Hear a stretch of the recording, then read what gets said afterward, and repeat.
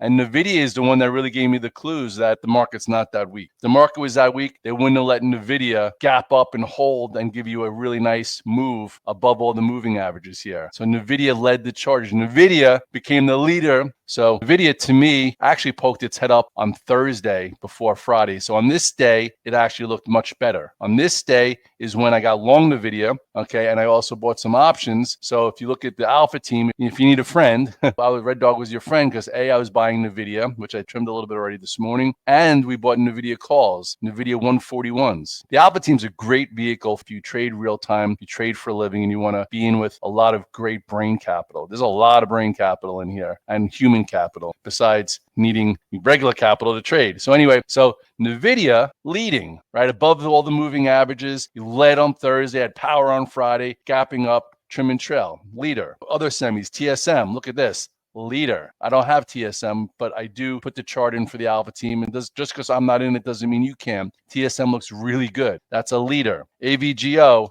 Broadcom, a leader. Didn't quite get going yet, but I would think that this is still viable, where you could be long versus 229, and then you could also maybe add with some power. So here's 229, here's 238, here's 247. So those are kind of like my three favorite semis. And if you remember, I spoke to you guys about the SMHs, and I broke out above this inside wedge. A lot of people like semis are a choppy mess. I was like, they're not a choppy mess. Held 241, got above 247. So right there, is that weak? Ask yourself a few questions. Is it above the 821 day? Yes. Did it show some leadership? Yes. So what do? You go for the best stock in the semiconductor group. And I know this peaked out in July and it's gone sideways since, but think about the move it borrowed from the rest of the year. So it wasn't the end of the world that it was going sideways. So anyway, really nice leading indicator that the market was okay. So the semis are awesome. I didn't buy the SMHs. It just gave me clues not to be short on Friday. And that's why, again, I'm long Nvidia two ways. So we'll see if this could be one of the first leadership stocks to actually get back towards the highs. So this Red Dog reversal sell that happened post earnings that gave us clues to be kind of tactical. Now it's a new sequence. There is a new sequence here. People are like, Red Dog, what's the active sequence? How does it start? Well, showed relative strength, showed power,